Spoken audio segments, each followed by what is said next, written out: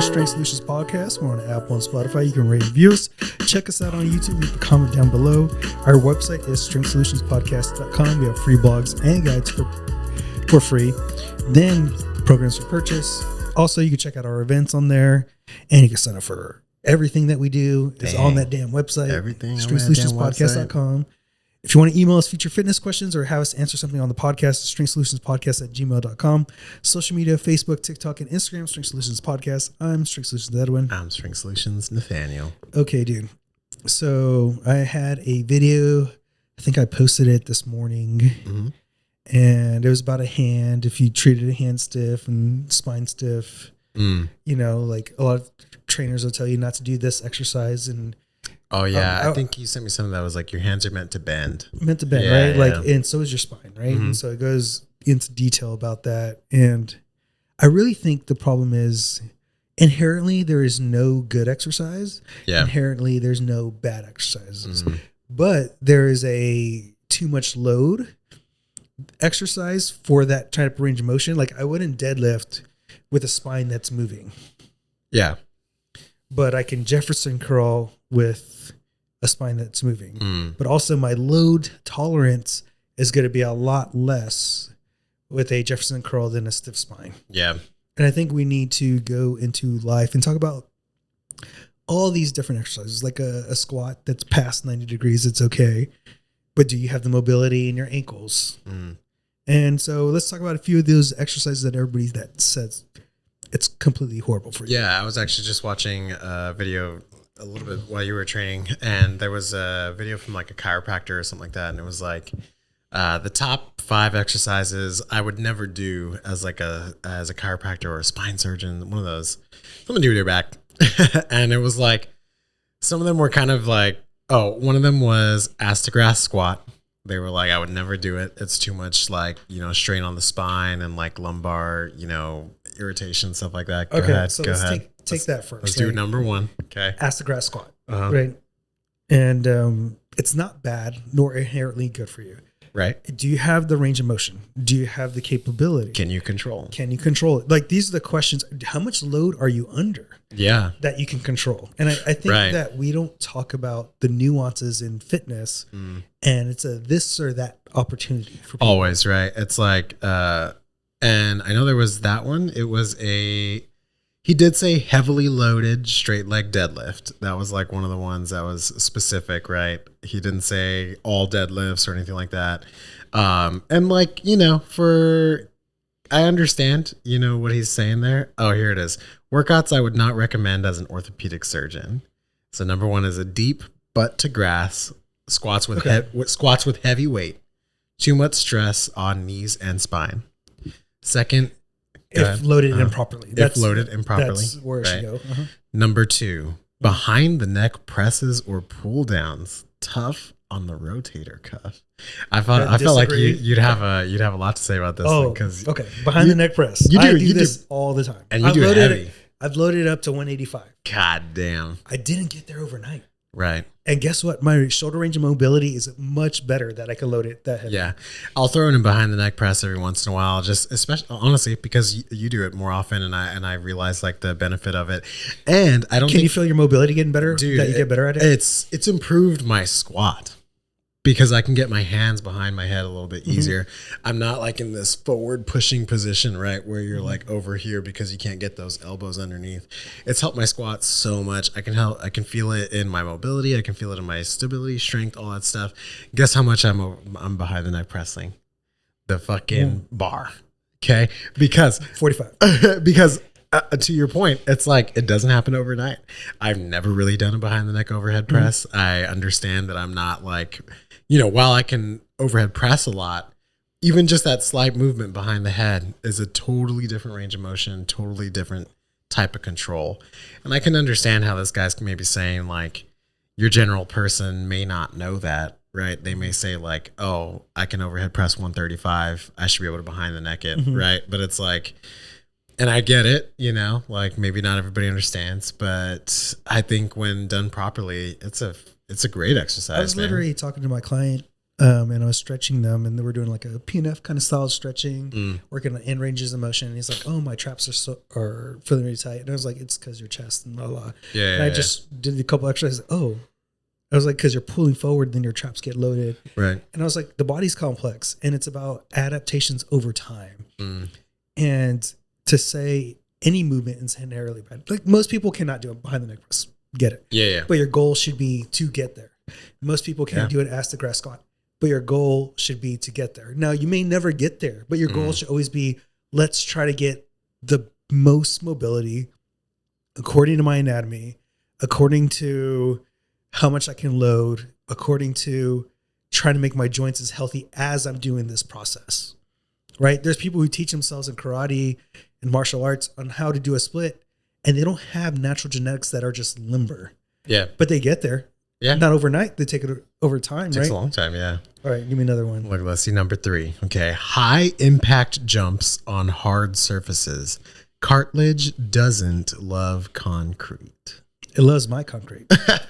Again, it goes to how do you absorb force? Yeah. Reason people get injured. And I would argue a lot of things he's saying is probably average population. I wouldn't do from the get. Yeah. But absorbing force is part of life. And if you don't teach yourself that skill. So I remember jumping off. I was at the gym that I was at before, and I would clean the mirrors, and I jumped off one time off the counter, and I was like, oh shit. Felt like my knees were gonna get blown out. And then from there I started like, okay, let me box jump off of a 12-inch. Yeah. And then slowly build myself up. And then I was like, oh, I jumped again. Nothing. Yeah. Because I taught my body how to absorb force. And that's what they should talk about in that. That's why you can't have this blanket statement. Don't do these exercises. Yeah, because, I don't love it because then it's like, okay, now. What happens when I step off a curve? Because essentially what I've told everybody here, right, is don't do a deep squat. Don't do behind the neck presses, right? Don't do plyometrics. Don't run, right? Don't. Is that the next one? No, but it's like high impact, high right? impact. On a hard surface, right? And it's like, again, I understand like, okay, I shouldn't wake up out of bed one day and say, I'm going to be a runner, or go sign up for a marathon. Yeah, duh. Right. But it's like, we should be able to run, right? We should be able to jump or move off of a curb or something like that. Like these are very normal things that we should be able to do, The next one he's got is a kipping pull-up and sloppy Olympic lifts. Shoulder and back injuries waiting to happen. Again, comes down to mobility, load, control. This one is one that I'm like, this is not a stretch, but like so specific because I'm like, yeah, doing a clean, a jerk, putting them together, a snatch, all those things. I can do it with the stick. Those are movements that take people lifetimes to do, right? Again, and average population probably shouldn't start there. Yeah. You should start with the stick. The problem is he probably took it from CrossFit, which there's a lot of trainers who had they don't realize how to train people properly over a modality, and they're just telling people how to do it. Both of these are very CrossFit, like specific things, right? A kipping pull up. And CrossFit's not bad. It's just a modality in a sport. And you just have to train for it, train, right? Yeah. Again, it's like proper training. Don't wake up out of bed one day and say, I'm going to get my fitness You know what? journey. I'm going to grow 6 inches and become a basketball player. Yeah. It's like, or I tell people all the time, I'm like, if you want to lose weight, you wouldn't join a football team. Like you'd start super slow, right? And like take your time with it. And tell me I can't just join a football team? Unfortunately, man. Yeah. Next is a heavy straight leg deadlift. Hello, lumbar disc strain. And it's like, again, what is heavy? Have you ever done this movement before? Are you able to tolerate that load? Like, dude, maybe you are just using a 20-pound kettlebell, or maybe you're not using kettlebell at all. And you're just practicing the movement on its own. And then at a certain point too, what is the risk versus the reward? Not that doing the exercise is bad. What's your risk? Yeah. Like I don't deadlift super, super heavy anymore, right? Like I just don't. I turned 40. I'm turning old. And he does shadow boxing in the gym now. But I still deadlift. I'm not going to go like 480, 500. Because again, it's there's like, why? There's no reward for me. I'm still going to go heavy according to what I can control. Yeah.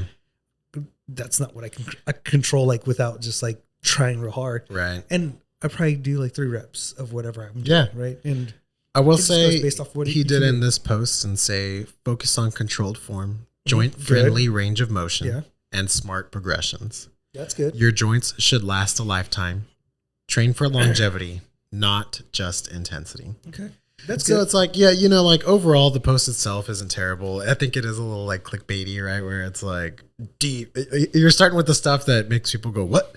And then you end it with something that goes, but that stuff that makes you say what is actually going to harm people. Because what's going to happen is you're not going to make your goal to acid grass squat. So when you don't use a range of motion, what do? You lose it. You lose it. And then it gets worse. And then it gets worse. And this is the number one reason I see like older clients, and you help someone's shoulders, they can't reach over their head. Yeah. Because they always reach in front of them. Forward. They never reach above themselves. And then they go to grab a cup and they hurt their shoulder. Yeah. Just grabbing a simple cup because they never ever train that range of motion overhead. Yeah. I mean, I tell a lot of my clients, I'm like, look, the only time that general people honestly lift their hands over their head is probably in the gym. Honestly, if I didn't go to the gym and put my hands over my head every day, like, I don't know if I ever really would, you know? You don't ever go like, okay, whatever. Not that high, you know? Throw my shoulder out if I did it all day. That's what I train for. I just go 10 reps of this. I'm up to 20s now.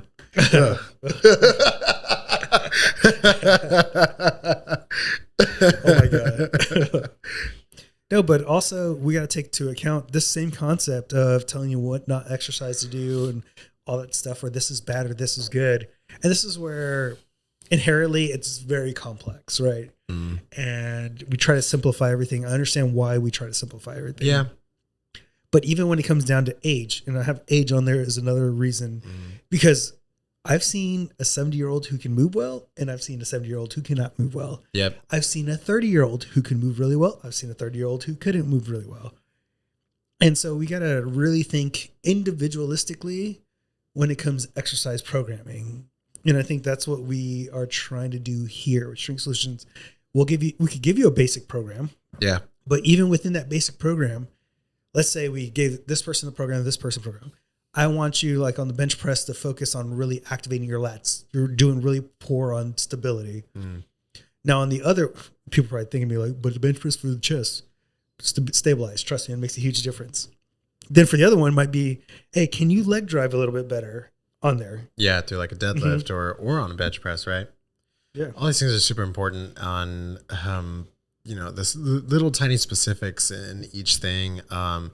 And we'll talk to clients about how they're moving and stuff like that. And when they're here, and I tell a lot of people, I'm like, look, like this training is going to be different, like we're going to really try and focus on stuff. Well, we will still get through the things that, your goals are, or whatever it is, but we're going to make sure that you're moving right, And have you heard of the new movement that is going on?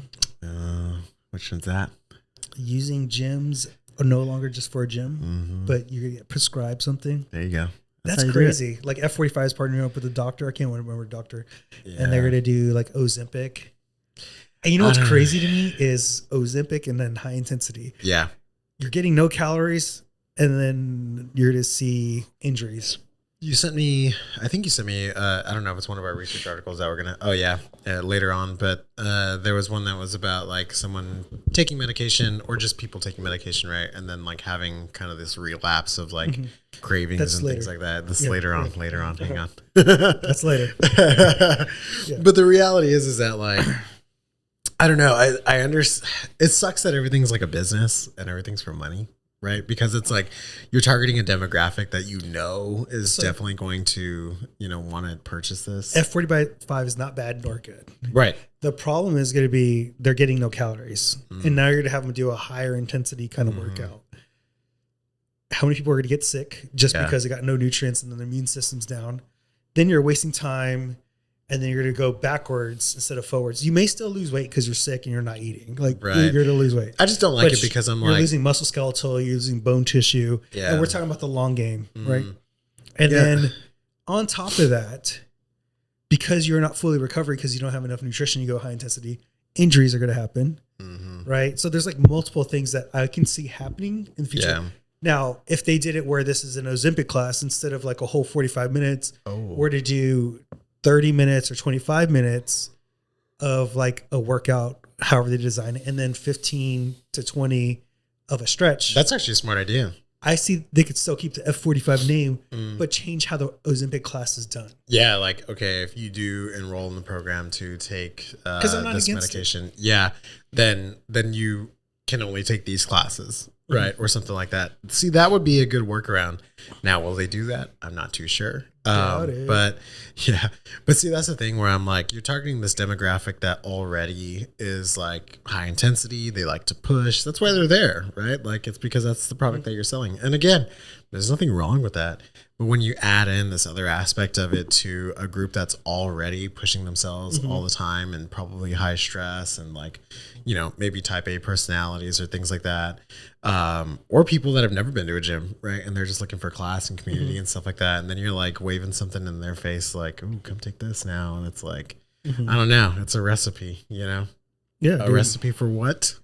Not sure. We'll see. Could be disaster. Could be success. Well, you're gonna get, the problem is you're gonna get success stories where this person lost all this weight. Damn, you're right. Yeah. And in the moment this year, it's okay.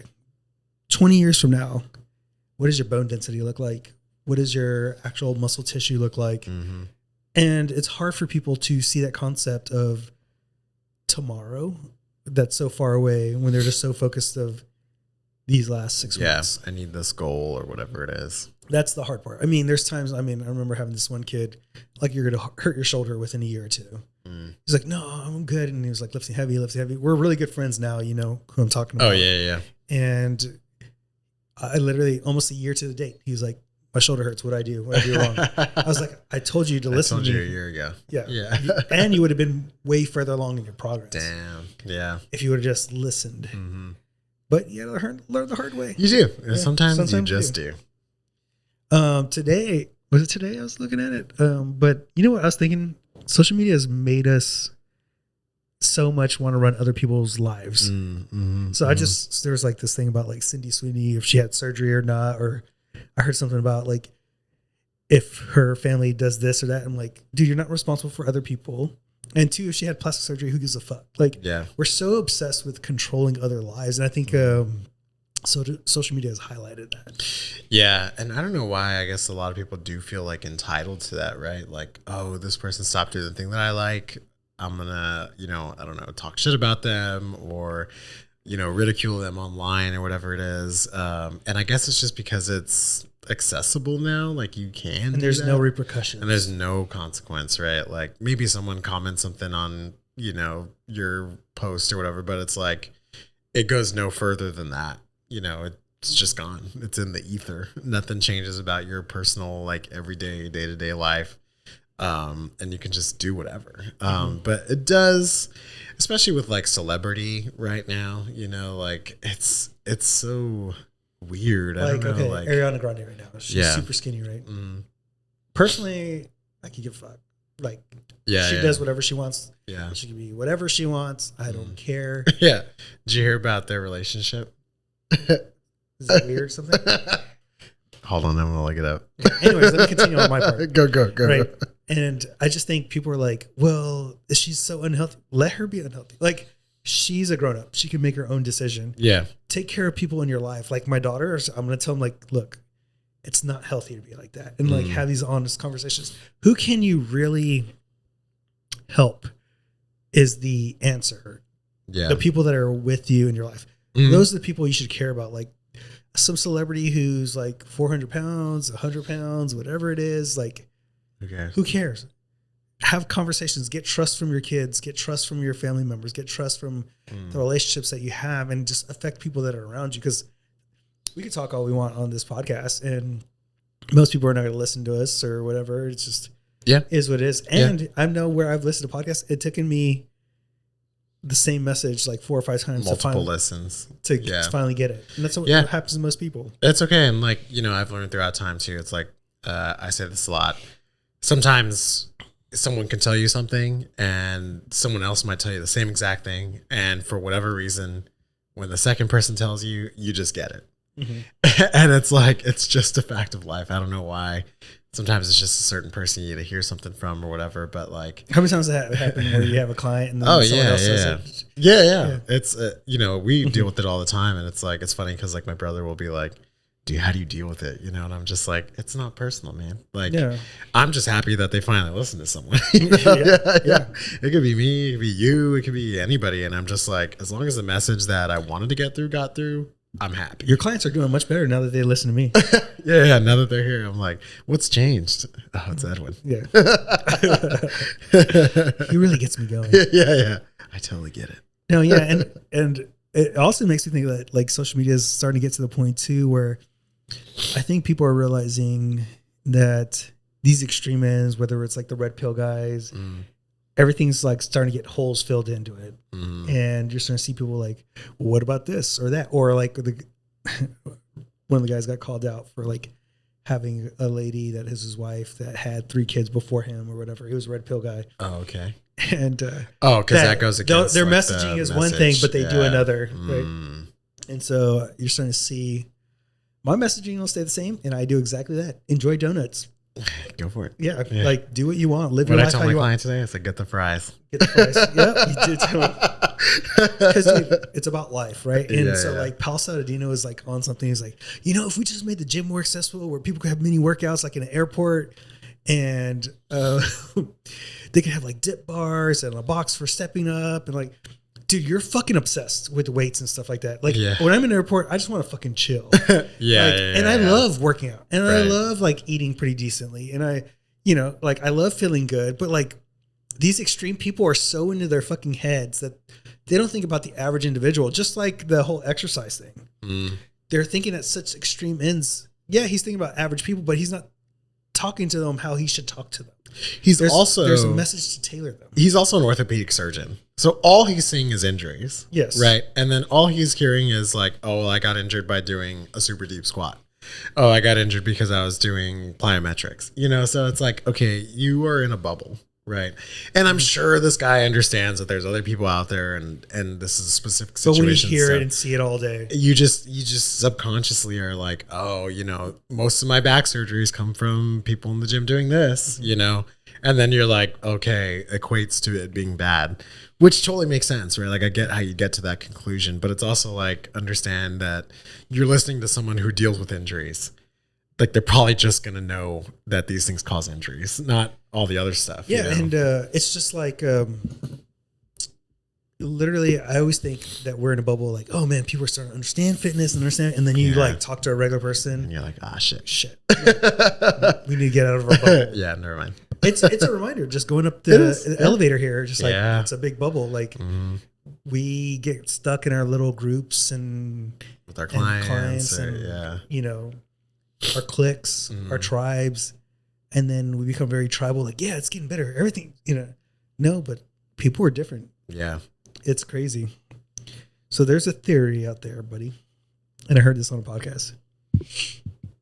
Evolutionary wise, babies tend to look more like their father than their mother, and epigenetics over time will express itself, and their mother will come out over time. And I think it said on there that it was 80% true.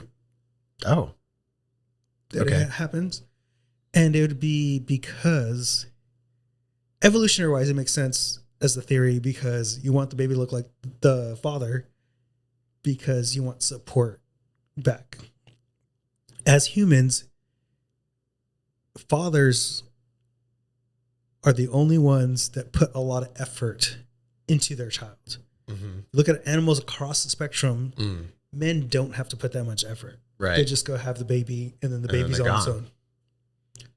Right. So you have to like get some input and buy back from the man. The man sees its biology. Oh. Then he's like, okay, I need this to survive for my lineage to pass down from an animal instinct. If it was something that had no resemblance to you, you'd feel less connected. Yeah. I could say I felt that the moment I met my daughter, like when she came out, like I was like, oh shit, this is real. I don't know. How'd you feel? Do you remember? Mine didn't hit me till the day later.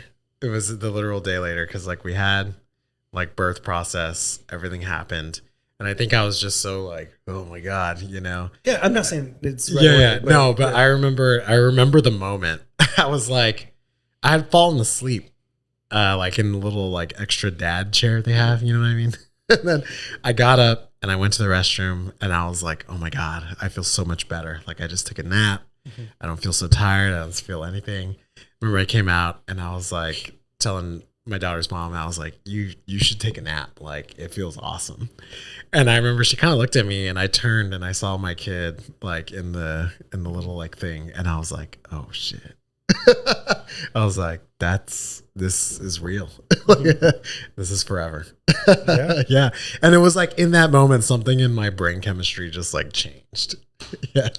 I get it. Yeah. It's just like, I remember seeing my daughter's eyebrow go up and I was like, what the fuck? Oh no. I do that same shit. Wow.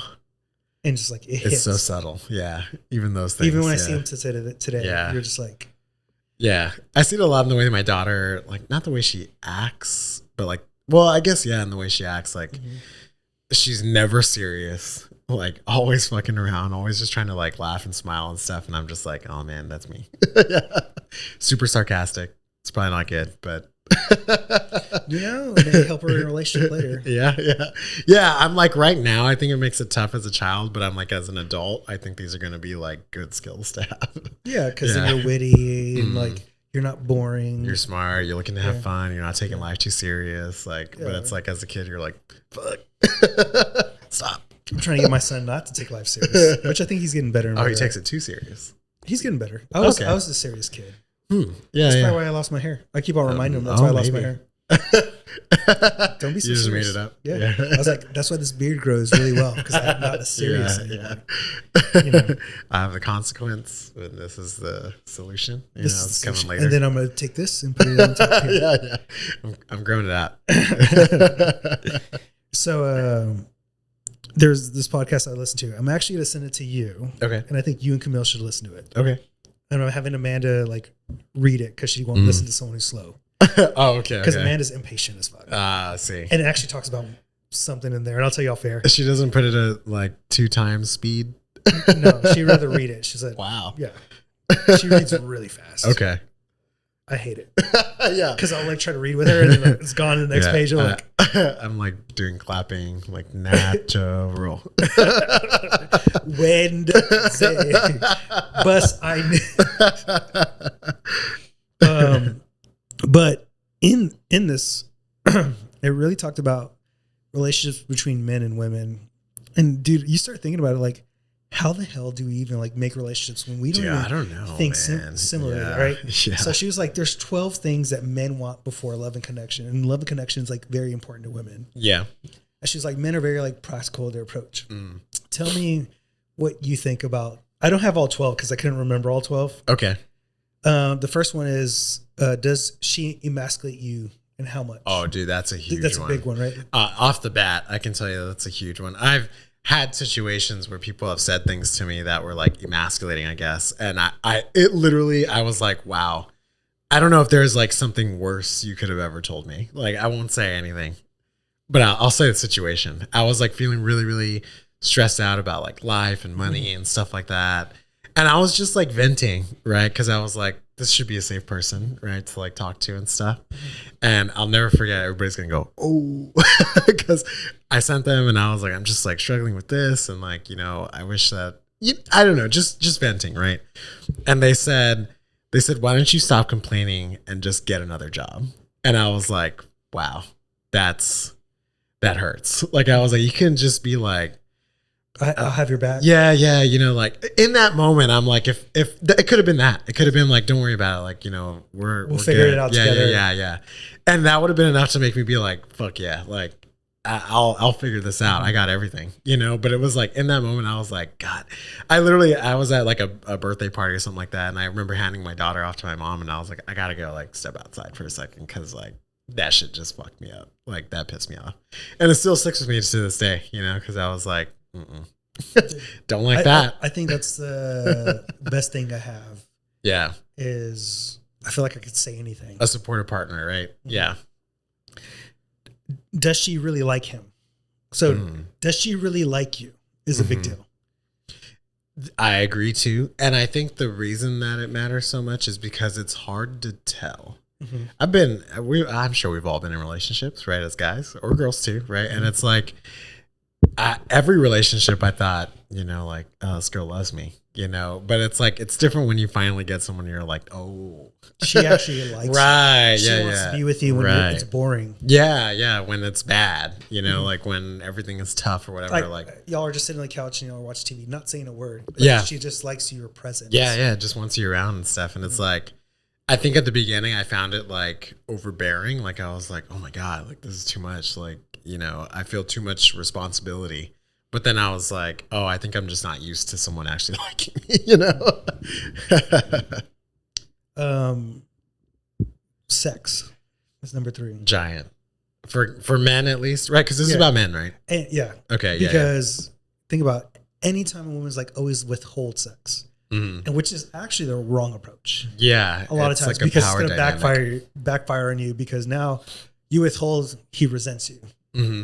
Right? And now when you want to have sex, you're like, no, I don't want to fucking do this. Right. Yeah. Because you're only doing it for whatever. Yeah. Because you're not doing it because you like me. Right. Yeah. It's not, that's like, I think I read somewhere too. It was like, even when you're mad at each other, like, you still gotta like do this thing, like, not that it's like a responsibility, but it's just a part of a relationship, like, because especially for guys, I was watching a video the other day and this guy was like, in relation to sex, he was like, if your man like compliments your body, like, don't say shit like, oh, you only like me because I'm hot, or you only like me because I'm sexy, or if I got fat, you wouldn't love me or whatever. Cause he was like, guys are visual, right? They're very visual, they're physical, and them like complimenting your body or appreciating you or things like that is like a way that men in general, I think, just express like love and care and stuff like that. And it's like, but it's not in their standard of beauty, right? It's his standard of beauty. Yeah. And I think that's like a tough thing too for like women to understand, because socially we've kind of, as a society, like told women like, you're only beautiful if you look this way, right? Or whatever. And this makes me think of a moment that we were talking to one girl, and we were talking to her about well, he loved you when you were heavier, right? Yeah. So get that shit out of your head. Like, it already happened. You literally have the proof, yes. Like life-wise. I know a lot of people, it's kind of like opposite, right? Where it's like, as time goes on, our bodies change or whatever, we gain weight, things like that. But it's like, some situations it's like, dude, they loved you when you quote unquote were at your worst, and then now like, I don't understand. But yeah, it's like, like, I'm sure we've all been in relationships where the girl's like, you only like me because blah, blah. Or like, and it's like, dude, I think that as long, this is going to sound really bad, but it's like, as long as we're having sex and as long as you like show interest in me, right? Going back to the last one, it's like, most guys, I think, like that. Yeah, and then you respect them and don't emasculate them. Yeah. And then he likes to give you what you need or what he thinks you need. Okay. Because a lot of times they will not tell them what they need. They want you to guess, right? But if he can give you or move towards the things that he thinks you want and need, he really loves that because he wants to provide. Provide, right? Yeah. Major. Number 4. Number 5 is, are our values compatible? Yeah. Right? Do our futures seem like they're in the same directions? Number 6. Mm-hmm. All of this, again, before, without saying love or any of those things, right? Yes. It's all without love and connection. Yeah. This one's really important to me, to being able to communicate, but to be able to identify and solve together. That's got to be a huge one. Mm-hmm. To the number 8, make sure we're on the same team on everything. Yeah, just like what I was talking about. And then I didn't get all 12, but this is number 9. Is she really attracted to me? Mm-hmm. Right? Does she find me attractive? Yeah, that's got to be a huge one too. And here's the thing though, or here's like what I kind of get from this is that like for guys, when you're going into a relationship and looking at people and dating or whatever, I honestly think that these are things that you maybe subconsciously or consciously think about, like your checklist, so to speak, right? When you're going through a relationship. Like if I... Very practical. Yeah, if I go and date someone and she's like emasculating me all the time, I'm already done. You know, I don't want to do that. If we're not, having sex, if she doesn't actually like me, she just wants things from me, right? if our values are totally different, right? And I feel like for women, and someone can correct me if I'm wrong, but I almost feel like it's opposite.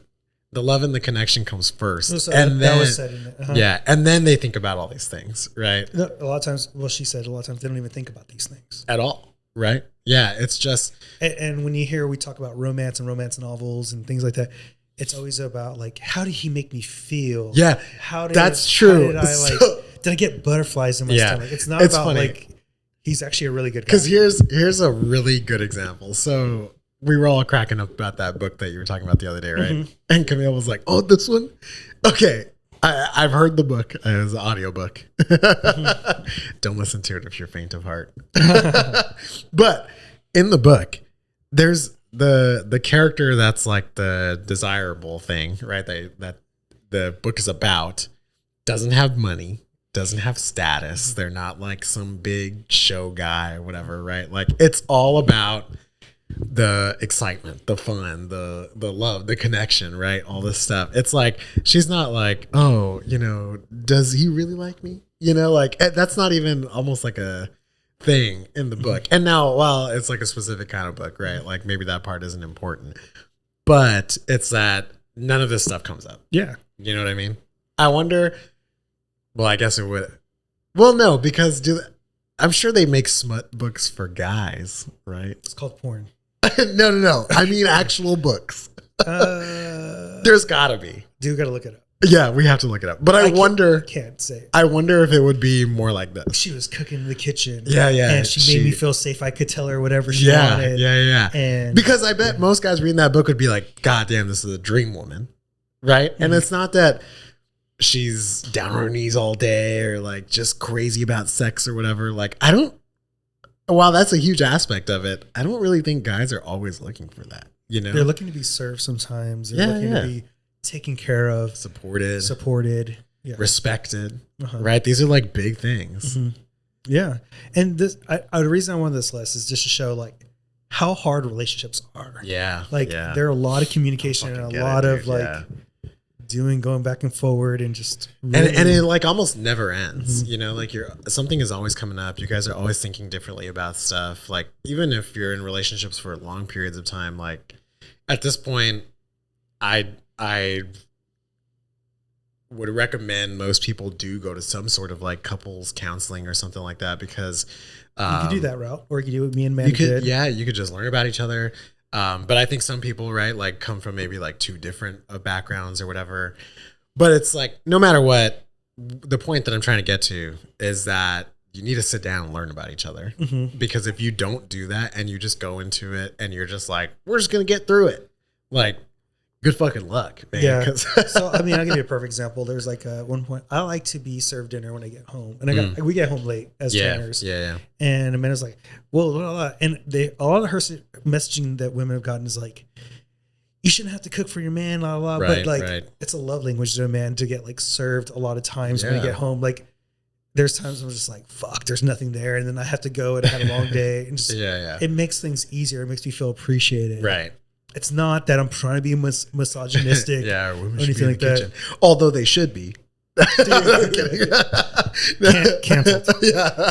But actually. But no, I totally get it. Yeah. And it's like. It's the little things, and just over and over again. And, the way me and Amanda really learned about each other was like the podcast I'm talking about is us listening together. And then how do we have these point of views, which would match into, are we compatible? Right? Do we have a future that we see together? Yeah, because I mean, I guess if you do have these types of conversations, which are important, right? It's important to have the hard conversations because that's where you uncover a lot. And if you guys never have them, and you never know. And you could just be incompatible, and that's okay. Like some people are just incompatible. Yeah. Or I don't know, you work towards trying to be or whatever it is, but at the end of the day, you should probably be learning about your partner. If you're not, start. Say what? Say what? All right, so we got two studies. The first one is natural hormone unlocks hidden fat burning switch. FGF19 triggers the brain to burn more energy and activate fat burning cells, offering a potential new path for obesity treatments. The hormone enhances thermogenesis and reduces inflammation, but only when the sympathetic nervous system is active. researchers uncovered how cold exposure increases receptor expressions of the FGF19 in the hypothalamus, hinting at evolutionary role in temperature regulation. Ongoing work that aims to discover how to boost natural production of the powerful metabolic hormone. So when I read this, I was like, oh, this is cool, from Brazil, São Paulo. Yeah. Right? I was like, this is pretty cool, but it's just another treatment. We're not dealing with the issues like Ozempic and teaching people how to eat properly. And we're doing it through something that's going to keep you in the sympathetic nervous system, which I would argue most people are in all the fucking time. Yeah. And we're just not dealing with the real issue. It could work. There's like the potential of like, but now I'm increasing someone's thermogenesis without them doing anything and needing more calories. So I'm still not going to improve bone density or muscle mass. We keep like going after the wrong problem, right? Or putting a Band-Aid on something, because it's like, okay, yeah, we can shut people's hunger signals down. We can make them burn more calories while doing nothing or whatever. But it's like, we shouldn't need to be doing that. We should be fixing the root cause of the issue, right? Like overeating, the chemicals that are in food and stuff like that. And it's like, I don't know, maybe people are, I guess we're still looking for like the magic pill, you know, we're still trying to find out what can I do without. Even if we had the magic pill, you wouldn't be happy. Yeah, you wouldn't, you know, and it's like, because again, it's not the actual issue at hand, you know, like so many people that we talk to that are on weight loss or, you know, journeys and stuff like that, like they have a lot of stuff going on, you know, for whatever reason, how they ended up here, whatever happened, whether if it was something like crazy and traumatic or they just had a baby or whatever it is, right? Like there's always something else. And it's like, I don't think that putting on all the medication is going to necessarily fix that. Right. Now we're going to get to the second study, which was what Nathaniel wanted to talk about early in the episode. Oops. Her food cravings vanished on Mounjaro, then roared back. Tirzepatides momentarily quiets the brain craving circuits, but the food noise eventually breaks. It's pretty much for Mounjaro, Zepbound. And how it briefly shuts down and then they roared back, right? Again, the study's like, no shit. Like, we've seen a lot of people. Yeah. But the problem, I think, is the way the drug's administered. And they're administering it to like raise it up every so often versus actually, again, dealing with the problem, the behavioral aspect of things, setting the boundaries, setting the barriers to make you successful when you get off. It's so weird. I don't know why with this medication, they don't do that. Because if you get on TRT or if you get on estrogen or whatever it is, it's this long process of trying to figure out, okay, that was too much. Let's bring it down. Let's make this work. Try it there. We'll do blood tests. Let's come back, you know, blah, blah, blah. Here. Okay. You know, 3 months, 6 months down the line, I think we got it figured out. Let's go for a year on that. You know, then we'll try this. And it's all this like dialing in, you know, like super specific. It's your hormones and it's got to work and blah, blah, blah. But for this, everybody that I know that has taken it has been like, oh yeah, they told me in 4 weeks to go up. Oh yeah, another 4 weeks I go up again. And it's like, why? If it's why? Why are you on this like weird track, like a program? You know, like you just do it. This is just how it goes. And it's like, you think everybody's going to react the same to this?